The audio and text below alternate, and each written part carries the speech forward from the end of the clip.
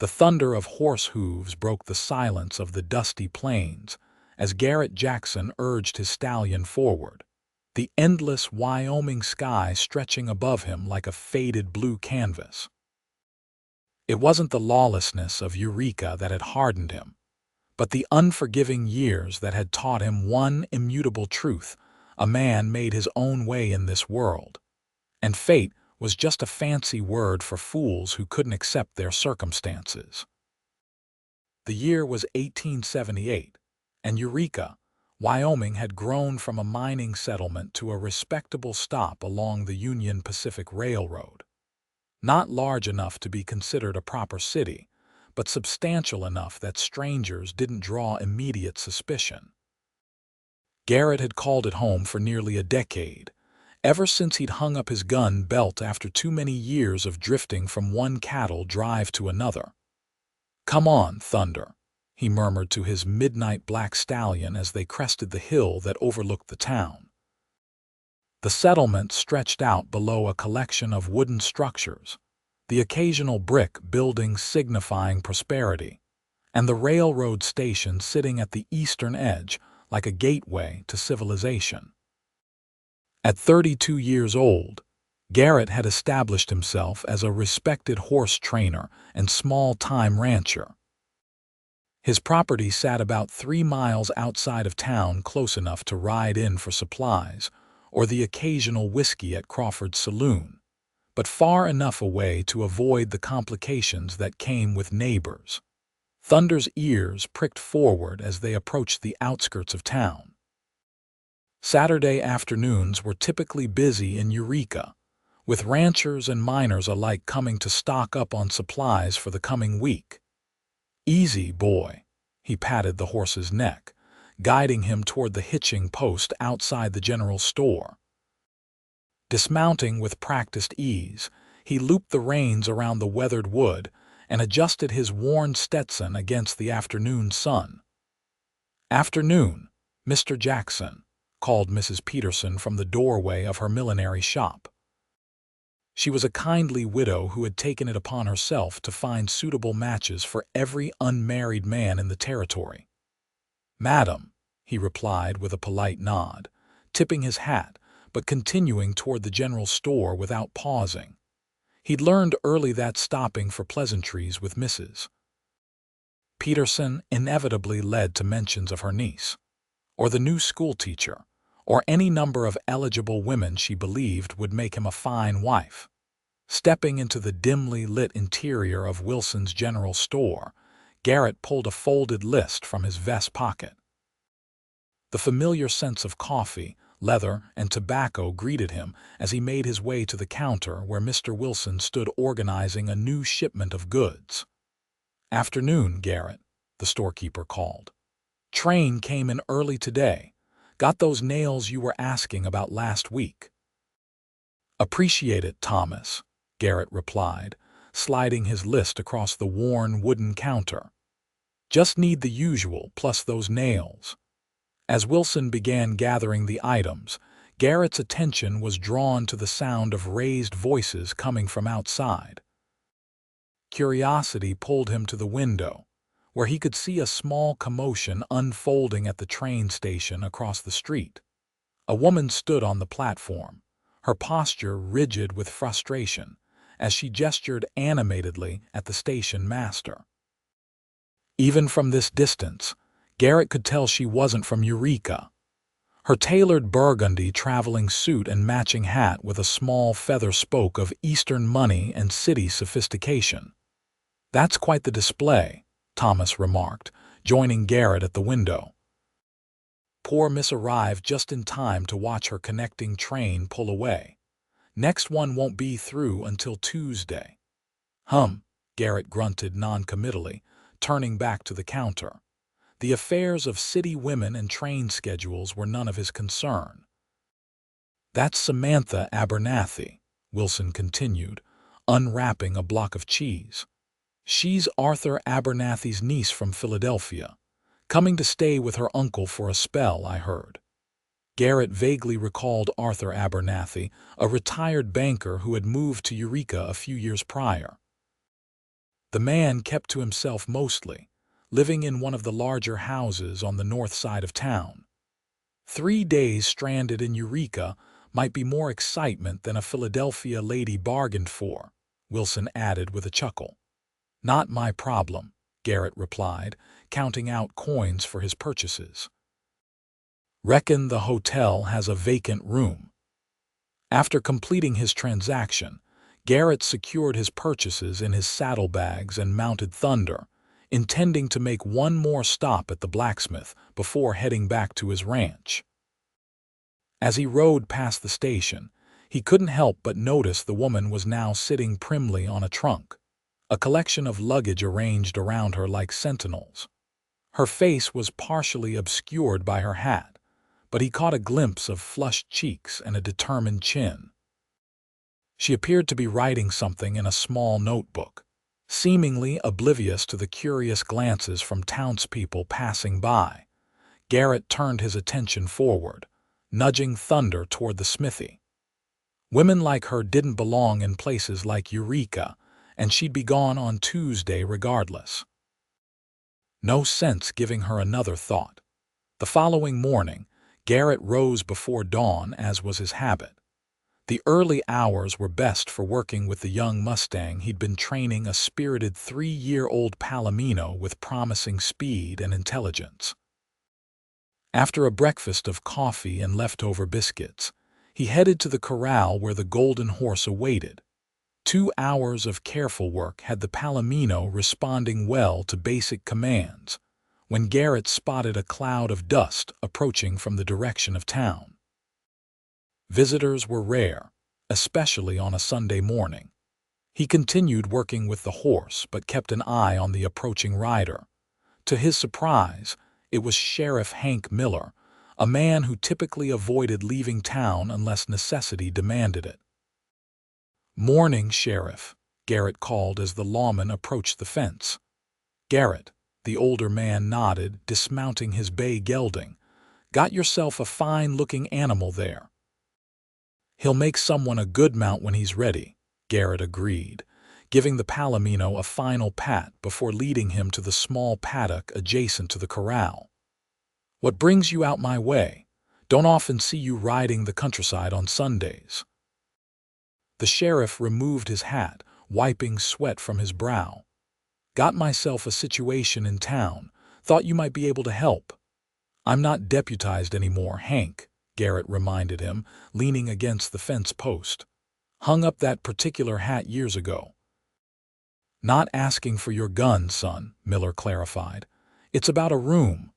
Got a lady stranded until Tuesday's train. Hotel's full up with that cattle buyers meeting." Garret stiffened. "You're not suggesting your mother's old cottage," the sheriff interrupted. "It's been sitting empty these past years. Thought maybe you could open it up for a few days. It's proper and respectable, being separate from your place." The cottage in question sat about 100 yards from Garret's main house. His mother had lived there in her final years, wanting her independence but staying close enough for Garret to look after her.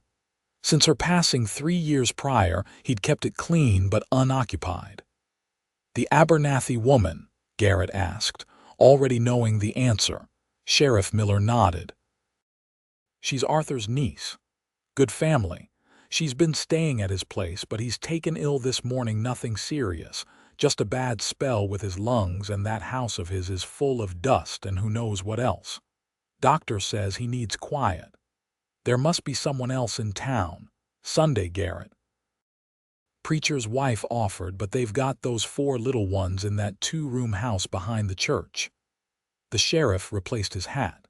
"It's just for 2 nights. Miss Abernathy is willing to pay, of course."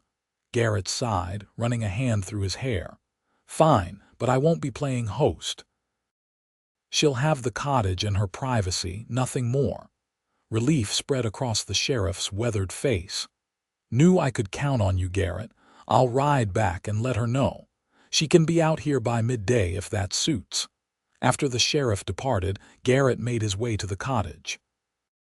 It was a simple structure, 2 rooms with a small kitchen area, and a covered porch facing east toward the distant mountains. His mother had kept flower boxes in the windows, but those were long empty now. Inside, a layer of dust covered the furniture, but otherwise the place remained as she had left it.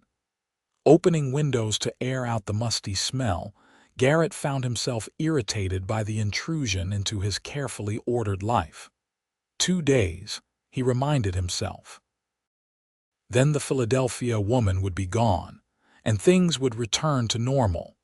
By midday, Garret had swept the floors, dusted the furniture, and placed fresh linens on the bed.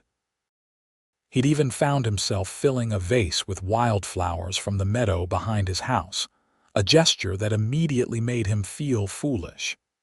He removed the flowers and was considering what else needed attention when he heard the approach of a wagon. Stepping onto the porch, he saw Sheriff Miller driving his own buckboard with Miss Abernathy seated primly beside him. 3 trunks and several smaller cases were loaded in the back, an excessive amount of luggage for a woman who'd be gone in 2 days' time. As the wagon drew closer, Garret got his first proper look at Samantha Abernathy. Her chestnut hair was partially visible beneath a simpler hat than she'd worn the day before, and her traveling suit had been exchanged for a practical day dress in a shade of deep blue. Even from a distance, there was no mistaking the refinement in her posture or the delicate features of her face. "Mr. Jackson," Sheriff Miller called as he pulled the wagon to a stop. "Allow me to introduce Miss Samantha Abernathy of Philadelphia." Garret stepped forward, removing his hat out of ingrained politeness. "Miss Abernathy." She regarded him with clear hazel eyes that held neither the timidity nor the haughtiness he might have expected. Instead, there was a direct, measuring quality to her gaze. "Mr. Jackson," she acknowledged, her voice carrying the refined accent of Eastern education. "I appreciate your hospitality on such short notice. I assure you I'll be no trouble." "It's no trouble," he lied smoothly. "The cottage is ready for you." Sheriff Miller helped her down from the wagon, and Garret noticed she moved with a natural grace despite the dusty surroundings.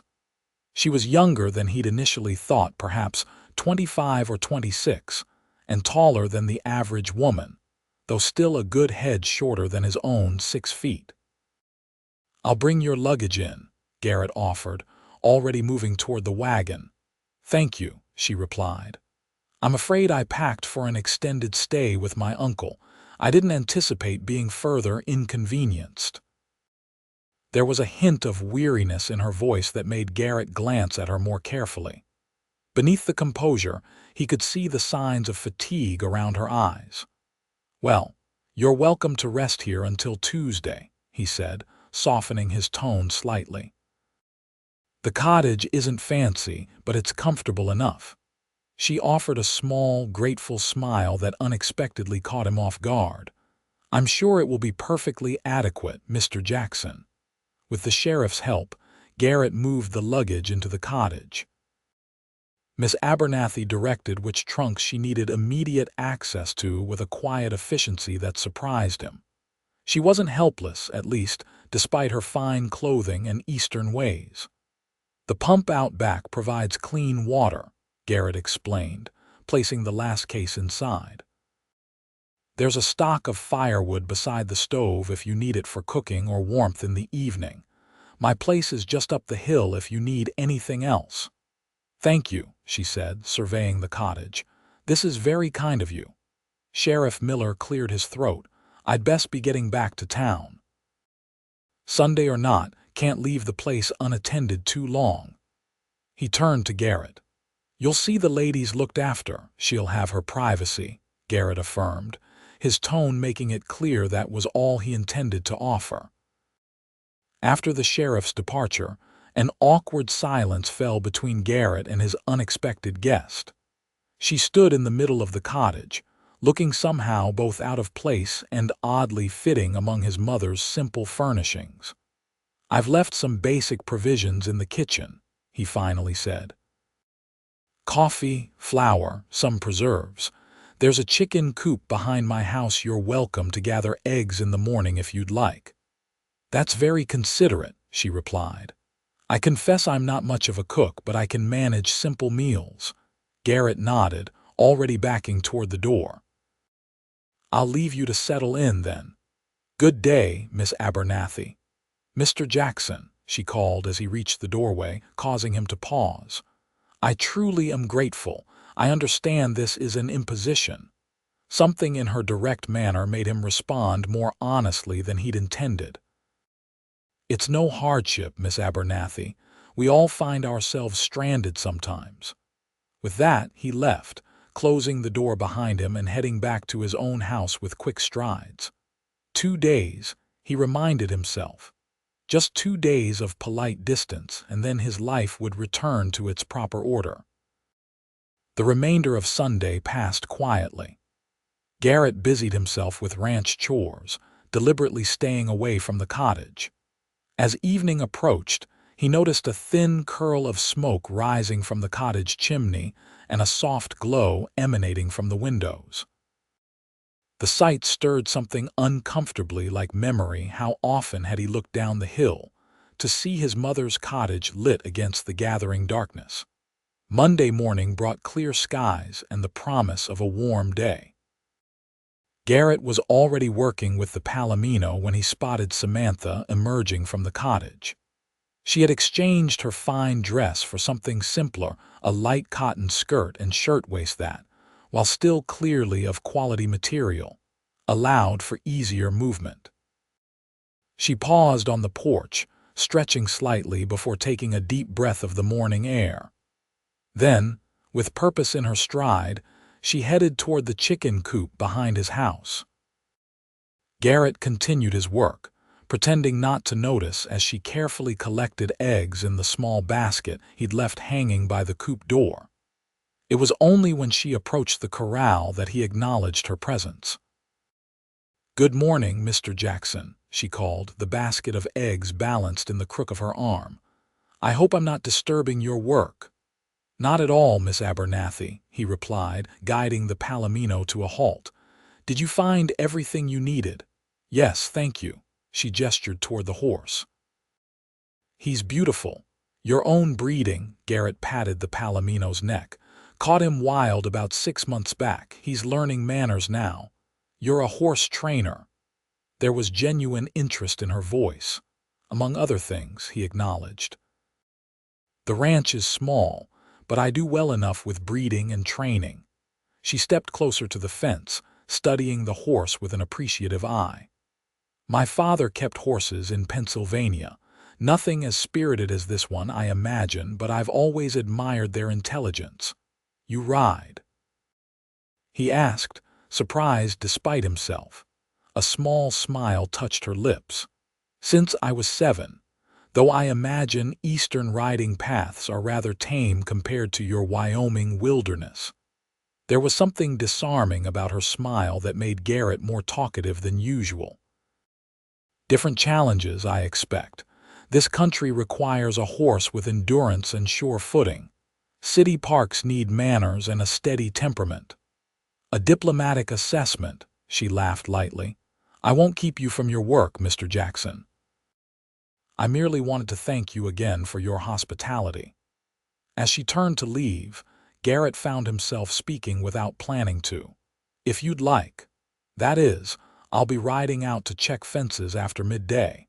You're welcome to join me if you're interested in seeing more of the country."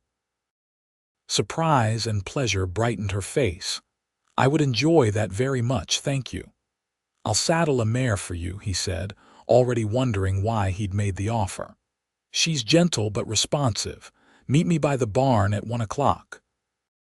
1 o'clock, she confirmed with a nod before continuing back to the cottage.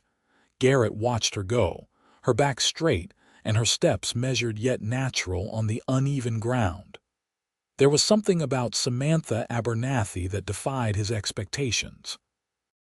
She carried her refinement without pretension, and seemed genuinely appreciative of her surroundings rather than disdainful of their ruggedness. Still, he reminded himself, She was leaving tomorrow. This ride was merely a courtesy to a stranded traveler, nothing more. At precisely 1 o'clock, Samantha appeared at the barn, having changed into a divided riding skirt that Garret suspected was considered quite modern in Eastern circles. She wore practical boots and had pinned her hair more securely beneath a wide-brimmed hat that would provide better protection from the Wyoming sun than her fashionable traveling hat. "Is this suitable?" she asked, gesturing to her attire. "I packed for riding with my uncle. He wrote that the Wyoming territory offered spectacular vistas." "It'll do fine," Garret replied, leading out a chestnut mare with a white blaze. "This is Penny. She's steady but has enough spirit to be interesting." Samantha approached the mare, extending her hand for the horse to sniff before gently stroking her neck. "She's lovely," she said, appreciation evident in her voice. Garret was pleased to see she knew how to properly introduce herself to a horse. "Need a leg up?" "Thank you." She accepted his assistance with natural grace, settling into the saddle and arranging her skirts with practiced ease. Garret mounted Thunder, and they set off at a walk, heading west toward the boundary of his property. They rode in companionable silence for a time, Samantha taking in the sweeping landscape with evident wonder. "It's so vast," she finally said, gazing at the distant mountains. "I've never seen so much open space. It makes one feel quite small, doesn't it?" "That's part of its beauty," Garret agreed, surprised by her observation. "Most city folks just complain about the dust and the isolation." "Oh, there's plenty of dust," she laughed, "and I imagine the isolation could become oppressive in time, but there's a raw honesty to this landscape that's refreshing." Garret studied her profile as she looked out over the rolling hills. "What brings you to visit your uncle, Miss Abernathy? Eureka's a long way from Philadelphia." A shadow passed across her face briefly. "A desire for change, perhaps." And Uncle Arthur's letters always made Wyoming sound like an adventure. She turned to him with a small smile. "Also, I may have been running away from an unwanted suitor." The unexpected candor surprised a laugh out of Garret, quite a distance to run. "He was quite persistent," she replied with mock seriousness before her expression softened. "In truth, Mr. Jackson, I needed to breathe different air. Philadelphia society has very particular expectations for a woman of 26. And those expectations didn't suit you. Let's just say I found them increasingly suffocating." She straightened in the saddle. "But enough about me. How long have you lived in Wyoming?" "About 10 years now," he answered, guiding Thunder around a rocky outcropping. "Came west after the war, worked cattle drives for a while, then won this land in a poker game when the previous owner decided mining in Colorado looked more promising than ranching in Wyoming." "A fortunate hand of cards," she observed. "I like to think I made my own luck," he replied. "The land was run down when I got it. Took years of work to make it productive." They continued riding, stopping occasionally for Garret to check and repair sections of fence. Samantha proved to be an excellent rider and an even better conversationalist, asking thoughtful questions about ranching and offering observations about the wildlife they encountered, without the constant chatter he'd expected from an Eastern lady. As they crested a hill overlooking a small creek that cut through his property, Garret found himself pointing out landmarks and sharing stories about the area with an enthusiasm he rarely displayed. There was something disarming about Samantha's genuine interest that made conversation flow easily. "It's beautiful here," she said as they paused to let the horses drink from the creek. "Do you ever get lonely, living so far from town?" Garret considered the question, finding himself answering honestly rather than with the dismissive response he might normally give. "Sometimes." but I've found most people bring complications I'd rather avoid. The horses are better company than most humans I've known." "A rather cynical view," she observed without judgment. "Practical," he countered. "People generally disappoint if you expect too much from them." She studied him with those clear hazel eyes. "Is that why you live alone? Fear of disappointment?" "I wouldn't call it fear," he said, slightly defensive. "Just experience." Samantha nodded thoughtfully, watching the ripples in the creek. "I understand the appeal of self-reliance, Mr. Jackson. But I've found there's a difference between independence and isolation. The former is strength. The latter can become a prison of one's own making." Her words struck uncomfortably close to thoughts Garret occasionally had in the deepest hours of night, when the silence of his ranch seemed to press in around him. Before he could formulate a response, she smiled brightly, changing the subject. "Shall we continue?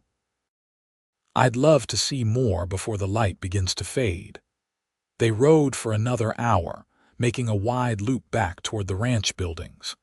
As they approached the barn, the setting sun cast long shadows across the landscape, bathing everything in golden light. "Thank you for this afternoon, Mr. Jackson," Samantha said as he helped her dismount. "It was truly magnificent." "Glad you enjoyed it," he replied, suddenly aware of how close they were standing. Her eyes caught the sunset light, turning them from hazel to amber, and he found himself noticing the light dusting of freckles across her nose that her fancy hat usually concealed. Stepping back, he busied himself with the horses. "I can see to Penny. You must be tired." "Not at all," she protested. "Please let me help. I'm perfectly capable of brushing down a horse." To his surprise, she was indeed competent with the grooming tools, working methodically on Penny's coat while Garret tended to Thunder. They worked in companionable silence, the only sounds the rhythmic strokes of the brushes and the occasional contented sighs from the horses. "You mentioned your father kept horses," Garret said after a while. "Is he a riding enthusiast?" A sadness touched her features. "He was. My parents both died in a carriage accident 4 years ago." "I'm sorry," Garret said, genuinely contrite for raising the painful subject. "Thank you," she acknowledged with a small nod. "It was difficult, but I've made my peace with it. My father would be pleased to know I still ride." "He always said a good gallop cleared the mind better than any medicine." "A wise man," Garret agreed. "My mother felt the same. She rode almost daily until her health failed in her final year." "The cottage was hers," Samantha intuited. "That explains the feminine touches." "It has a very welcoming feel." Garret nodded, returning his grooming tools to their hooks. "She insisted on living there after my father passed, said she needed her own space but wanted to be near enough if I needed her." He smiled at the memory. "Truth was, I think she knew I needed her nearby more than she needed me."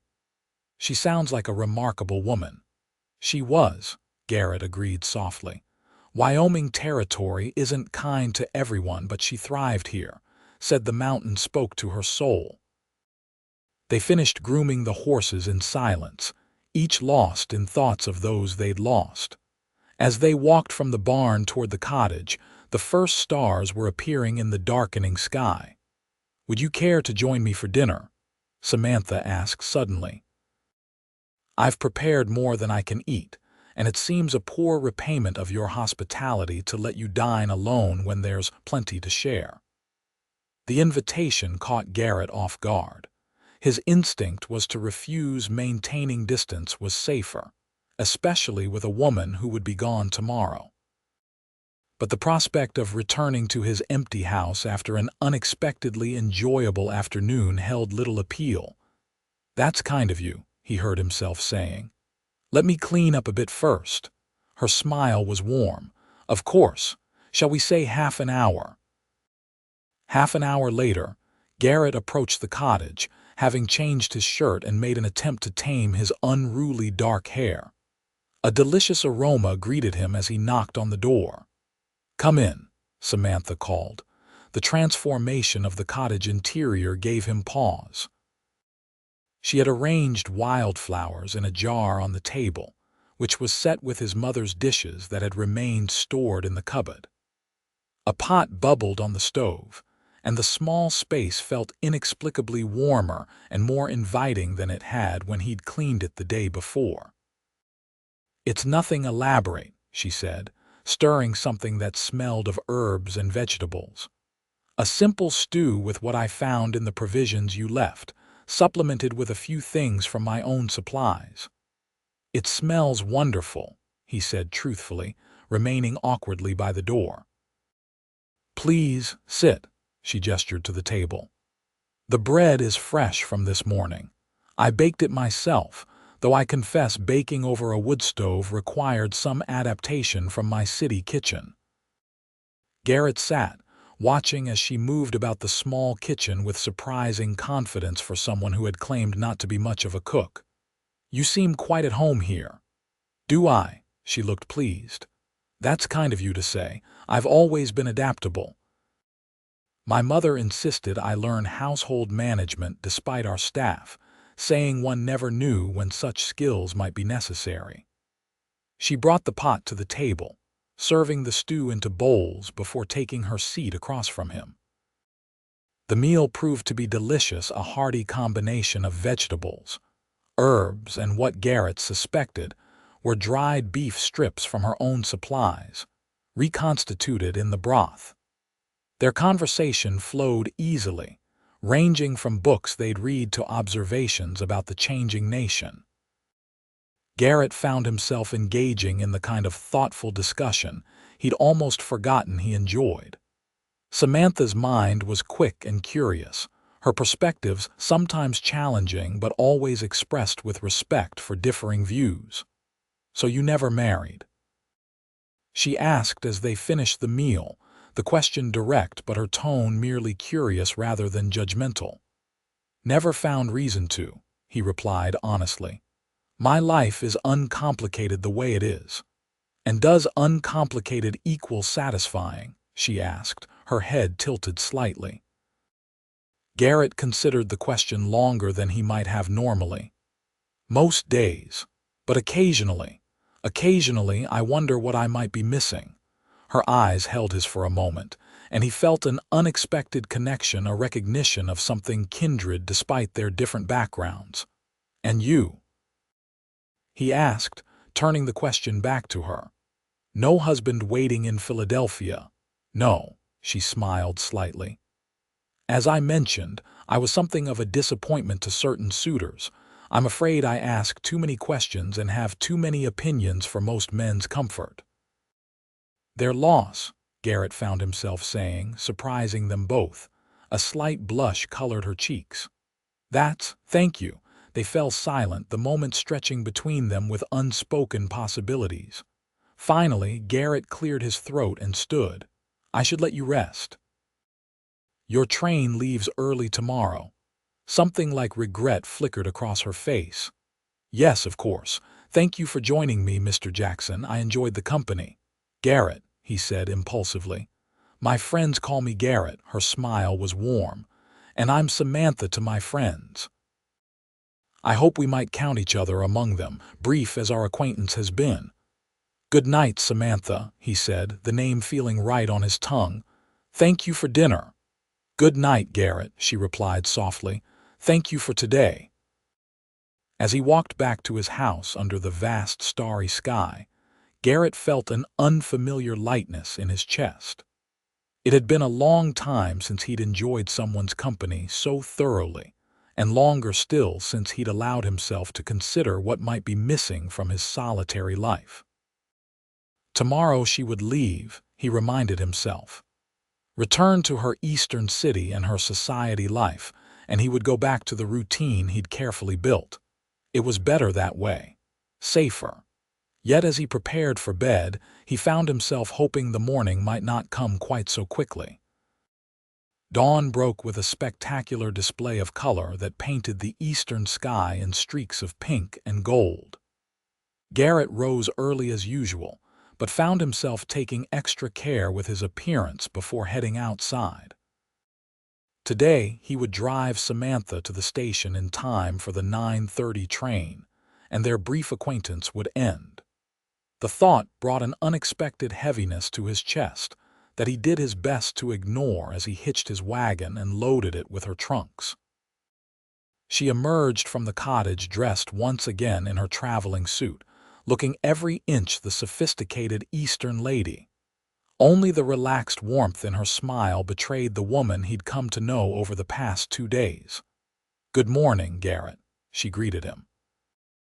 "You're very kind to transport me and all my excessive luggage." "No trouble," he replied, offering his hand to help her onto the wagon seat. "We should leave soon to make sure you have time to purchase your ticket." The journey to town passed too quickly, filled with conversation that felt both comfortable and charged with unspoken sentiment. As they approached Eureka, Garret found himself pointing out landmarks and sharing stories about the town's history, as if trying to imprint some part of his world on her memory. "It's a charming place," she said as they drove down the main street. "I can see why you chose to settle here." "It suits me," he acknowledged, "though I imagine it's quite dull compared to Philadelphia." "Different," she corrected, "but there's something appealing about its honesty. No pretensions, just people living as they choose." They arrived at the station with nearly half an hour to spare. Garret unloaded her luggage onto the platform while Samantha went to purchase her ticket. When she returned, her expression was puzzled. "Is something wrong?" he asked, noticing her frown. "The ticket agent says there's no train today," she replied, confusion evident in her voice. "Something about a bridge repair farther down the line. The next train won't be through until Friday." Garret raised his eyebrows in surprise. "That's 3 more days." "Yes," she agreed, looking uncertain for the first time since he'd met her. "I should send a telegram to my uncle to let him know. And I suppose I'll need to find accommodations." "The hotel," Garret suggested, though he knew the cattle buyers' meeting continued through the week, still fully booked according to the ticket agent. She bit her lip thoughtfully. "Perhaps there's a boarding house." Before Garret could respond, Sheriff Miller approached them, having spotted them from across the street. "Miss Abernathy, Mr. Jackson, is there a problem with the train?" Samantha explained the situation, and the sheriff shook his head sympathetically. "Bad timing, I'm afraid. Town's still full up with those cattle buyers. Mrs. Peterson might have a spare room, but her sister arrived from Denver just yesterday." Garret found himself speaking before he'd fully considered the implications. "The cottage is still available if you'd like to stay until Friday." Both Samantha and the sheriff looked at him with surprise. "Are you certain?" Samantha asked. "I wouldn't want to impose further." "It's no imposition," Garret assured her, surprised to find he meant it. "Truth is, the cottage has been too empty since my mother passed. Might do it good to have someone there a few more days." The smile that bloomed across her face made his heart skip a beat. "Then I accept your kind offer, Mr. Jackson. Thank you." After Samantha sent her telegram and Garret arranged for her continued use of the cottage, they loaded her luggage back onto the wagon. As they drove out of town, Garret found himself oddly relieved that she would be staying longer, a realization that both confused and concerned him. "I hope you won't find 3 more days in Eureka too tedious," he said as they passed the town limits. "On the contrary," she replied, her eyes bright with something that looked remarkably like happiness. "I was finding myself rather reluctant to leave so soon." The admission hung between them, neither acknowledging nor dismissing its significance. Instead, they let the comfortable silence stretch as the wagon rolled toward the ranch, where an unexpected extension of their acquaintance awaited. The following days established a routine that felt surprisingly natural. Mornings found Samantha gathering eggs and brewing coffee while Garret worked with his horses. They would exchange greetings as their paths crossed, each seeming to find excuses for those crossings to happen with increasing frequency. In the afternoons, Garret found himself inviting her to join him in various ranch activities, checking a newborn foal in the south pasture, inspecting the creek that served as his water source, or riding to the ridge that offered views all the way to the distant mountains.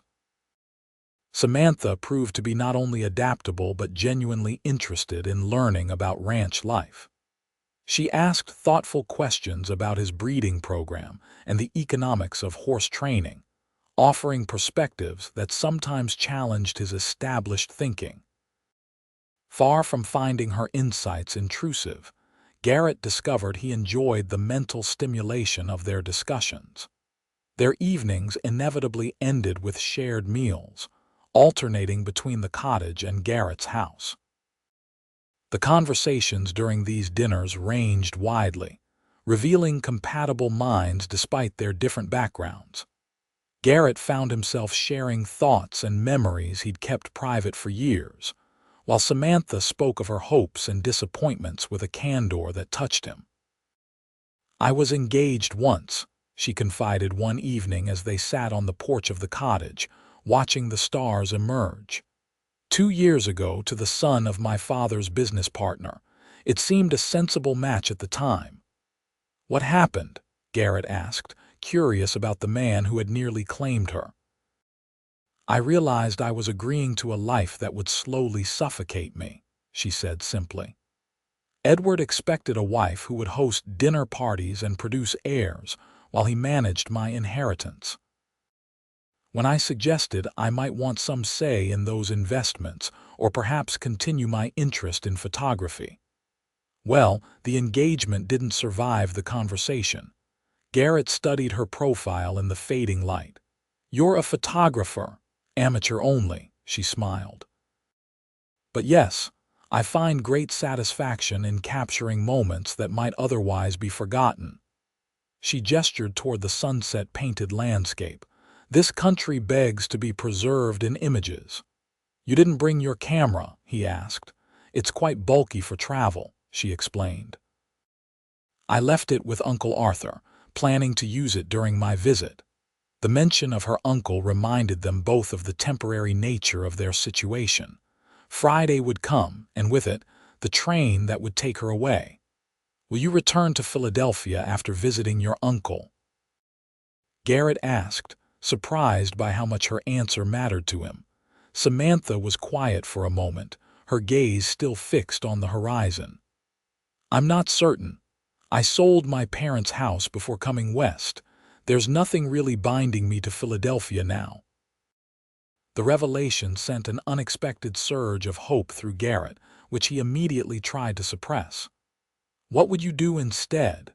She turned to him then, her expression open and vulnerable in a way that made his breath catch. "I'm not sure yet. But I'm beginning to think perhaps the West offers possibilities I hadn't considered before." Their eyes held, and in that moment, Garret knew he was in danger. This woman, with her intelligence and grace and surprising resilience, was awakening feelings he'd deliberately kept dormant for years. Feelings that complicated the tidy, self-sufficient life he'd built. "It's getting late," he said abruptly, standing. "I should let you rest." Confusion and hurt flickered briefly across her face before she composed herself. "Of course. Thank you for the company, Garret." He nodded stiffly and returned to his house, where he spent a restless night arguing with himself about the wisdom of becoming attached to someone who was fundamentally a traveler passing through his life. Thursday dawned with Garret determined to maintain a more appropriate distance. He rose early and rode out to check fences without stopping for his usual coffee or greeting Samantha. The day stretched long as he deliberately occupied himself with tasks that kept him away from the ranch buildings.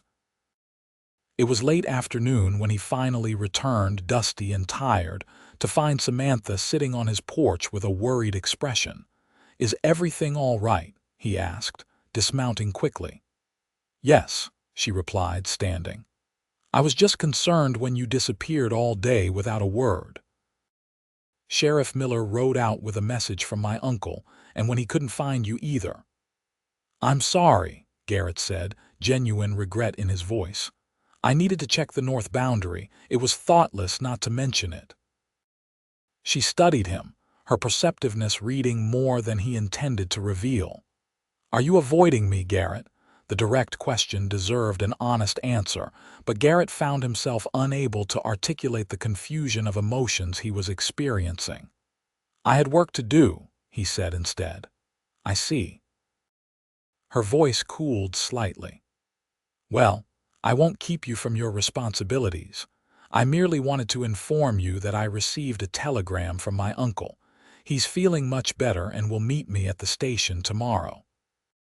"That's good news," Garret replied automatically, though the reminder of her imminent departure sat like a stone in his stomach. "Yes," she agreed, though her smile didn't reach her eyes.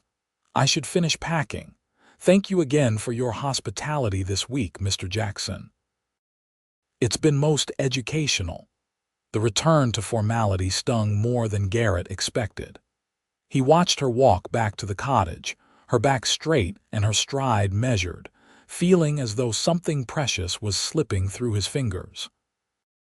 That evening, for the first time since her arrival, they dined separately.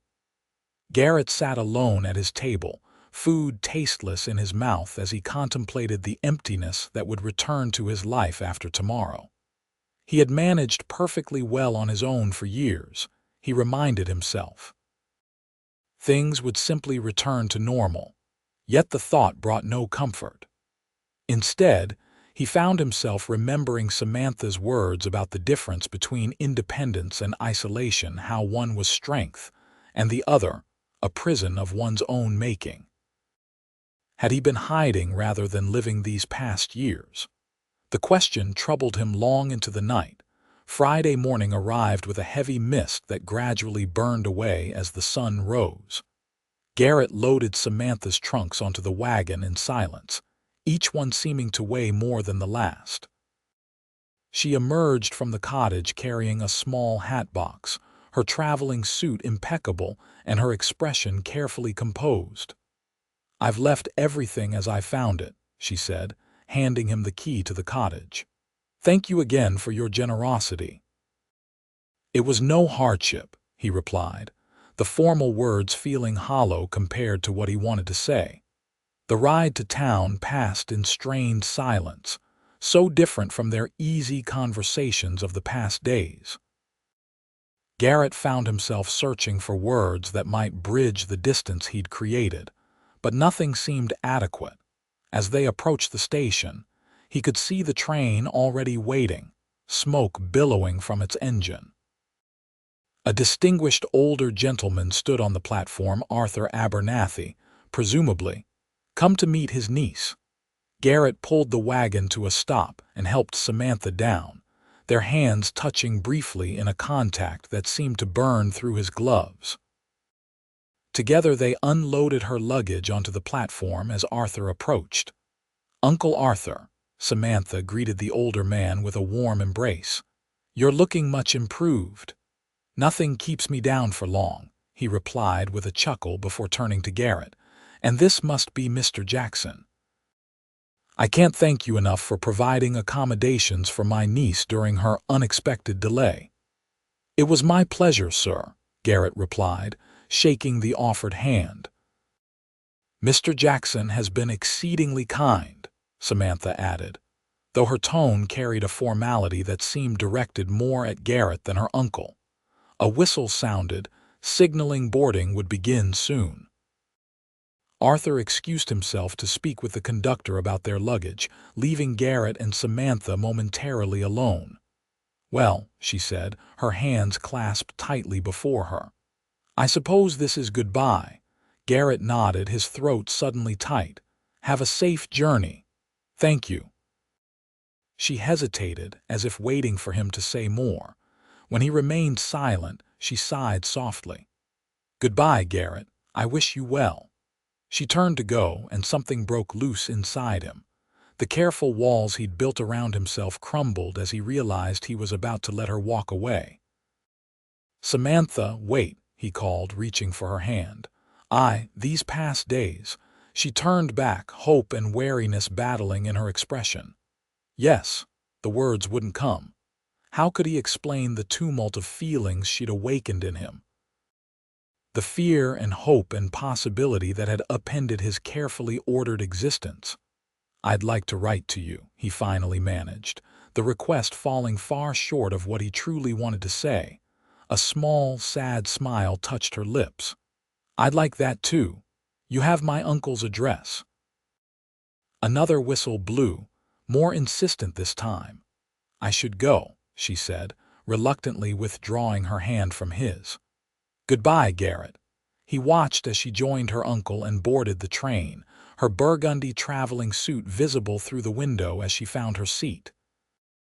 The train lurched into motion, steel wheels grinding against the tracks as it pulled away from the station. And just like that, she was gone. Garret stood on the platform long after the train had disappeared from sight, the emptiness in his chest expanding with each passing moment. What a fool he'd been, hiding behind his independence when something remarkable had been offered to him.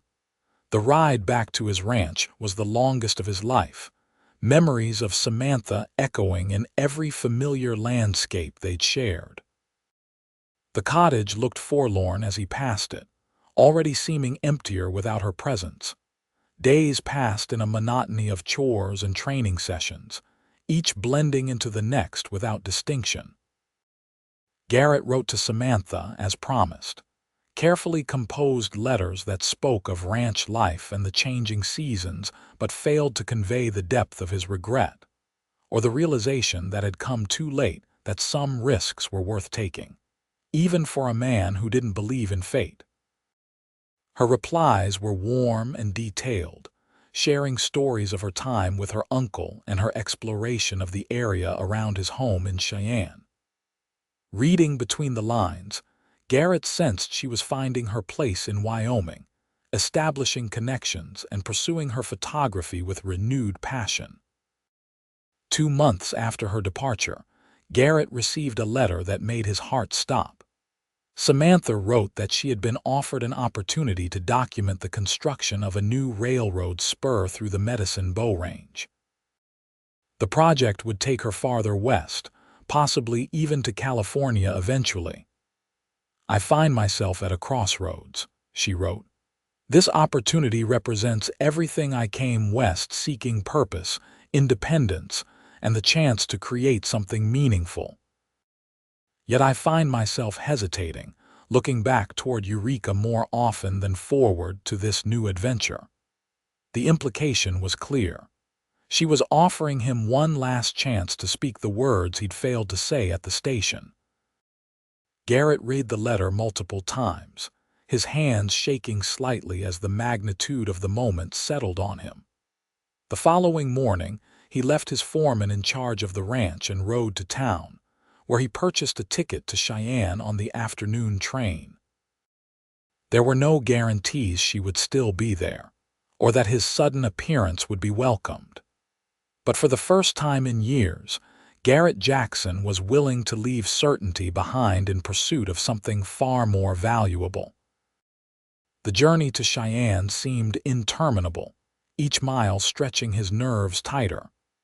What if he'd misread her letter? What if she'd already left for the Medicine Bow project? What if the connection he'd felt had been one-sided, or had faded with distance and time? Late afternoon sun was slanting through the streets when he arrived in Wyoming's capital city. Arthur Abernathy's address led him to a handsome brick home in a respectable neighborhood near the government buildings. Garret hesitated at the gate, suddenly aware of his dusty appearance after travel and the impulsiveness of his journey. Before he could reconsider, the front door opened and Samantha stepped out onto the porch, freezing when she saw him standing at the gate. She wore a simple day dress, her hair loose around her shoulders in a way he'd never seen before, and the sight of her stole his breath. "Garret," she called, disbelief and hope mingling in her voice. "I got your letter," he said, moving toward the porch. "About the Medicine Bow project." "Yes," she acknowledged, descending the steps to meet him. "I leave next week." They stood facing each other, the distance between them both physical and emotional. Garret took a deep breath, knowing this moment would define his future. "Don't go," he said simply. Surprise flickered across her face. "What? Or if you go, let me come with you." The words tumbled out now, unstoppable. "I've been a fool, Samantha. I told myself I preferred solitude when the truth is I was afraid. Afraid of needing someone, of being vulnerable, of losing what I'd carefully built." Her eyes widened, but she remained silent, waiting. "Then you arrived, missed your train, and stayed," he continued. "And in less than a week, you showed me everything I'd been missing. You made me question whether independence was worth the cost of isolation." "Garret," she began, but he shook his head. "Please, let me finish. I don't believe in fate or destiny or any of those notions. I believe in choices. And I'm choosing to tell you that these past months without you have been hollow, that I think about you every day, that I want a chance to see where this might lead, because what I feel for you is something I've never felt before." Tears shimmered in her eyes, but a smile was beginning to form on her lips. "Are you quite finished?" "Almost," he replied with a shaky laugh. "I love you, Samantha Abernathy. I should have told you at the train station, but I was a coward. I'm not a man given to romantic declarations, but I'll spend a lifetime showing you how I feel if you'll give me the chance." She closed the distance between them then, her hands coming to rest on his chest. "You know why I missed that train the day we met?" He shook his head, confused by the change of subject. "I was helping an elderly woman with her luggage," she explained. "By the time I returned to the platform, the train was pulling away. I was furious at first, stranded in a strange town with nowhere to stay." "And now?" he asked softly. "Now I think it might have been the best thing that ever happened to me." Her smile was radiant through her tears.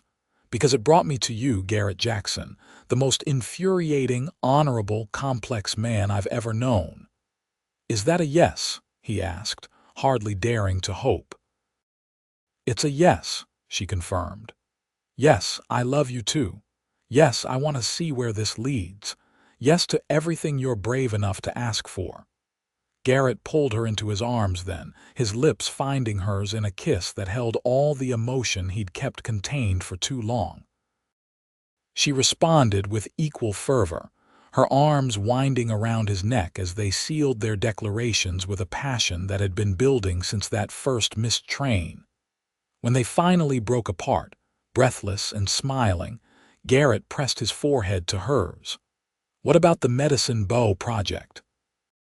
"There will be other projects," she replied. "Other opportunities. What matters is that we face them together, whether that means Eureka or somewhere entirely new." "Together," he agreed, the word feeling right in a way he'd never expected. Arthur Abernathy chose that moment to appear in the doorway, a knowing smile on his face. "I see our visitor has arrived," he called. "Perhaps you'd like to invite Mr. Jackson in for dinner, Samantha. It seems you have much to discuss." Over the coming days, Garret and Samantha indeed had much to discuss, their hopes and plans, fears and dreams, and the practicalities of building a life together. They decided she would complete a shortened version of the Medicine Bow assignment, documenting the initial stages of construction with her camera, while Garret returned to Eureka to prepare the ranch for her eventual arrival. Their wedding took place the following spring, a simple ceremony in Eureka's small church, with Arthur Abernathy giving the bride away and the whole town turning out to celebrate. Samantha wore her mother's lace veil with a new dress in a shade of blue that matched the Wyoming sky, and Garret found himself believing, just a little, in the kind of fate he'd always dismissed. The cottage that had once belonged to Garret's mother became Samantha's photography studio, filled with the images she captured of Wyoming's wild beauty and the people who called it home. Her photographs began appearing in Eastern publications, bringing attention to the territory's majestic landscapes and changing way of life. Garret's horse breeding program flourished under their joint management, with Samantha's business acumen complementing his training expertise. Together, they expanded the ranch, eventually establishing one of the most respected breeding operations in the territory. Years passed, bringing challenges and joys in equal measure. The arrival of their children, first a son named Thomas Arthur, followed by twin daughters, Elizabeth and Catherine, filled their home with laughter and activity that Garret once would have considered an intrusion, but now recognized as the greatest blessing of his life. On their 10th anniversary, Garret surprised Samantha with a specially commissioned train car to serve as a mobile photography studio, allowing her to travel and document the rapidly changing West without lengthy separations from her family.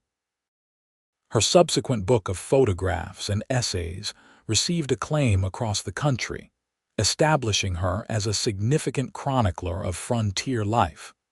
One evening, as they sat on the porch watching their children playing in the yard, Samantha leaned against her husband's shoulder. "Do you ever think about how differently our lives might have unfolded if I hadn't missed that train?" Garret considered the question, his arm tightening around her. "I used to say I didn't believe in fate," he admitted, "that a man makes his own way in the world. And now—" She prompted, looking up at him with the same clear, direct gaze that had first captured his heart. "Now I think perhaps there are moments when paths cross that seem too perfect to be mere chance," he replied. "But it's what we choose to do with those moments that matters most." She smiled, pressing a kiss to his weathered cheek. "We chose well, I think. Better than I deserved," he agreed, watching as Thomas helped his younger sisters build a fort from fallen branches. "Thank you for staying, Samantha." "Thank you for asking me to," she replied softly. As twilight deepened over the Wyoming plains, Garret Jackson, once solitary, now surrounded by the family he cherished, reflected that sometimes the most important journeys weren't measured in miles traveled, but in the distances crossed within the human heart. And sometimes, just sometimes, a missed train could lead exactly where one was meant to be all along.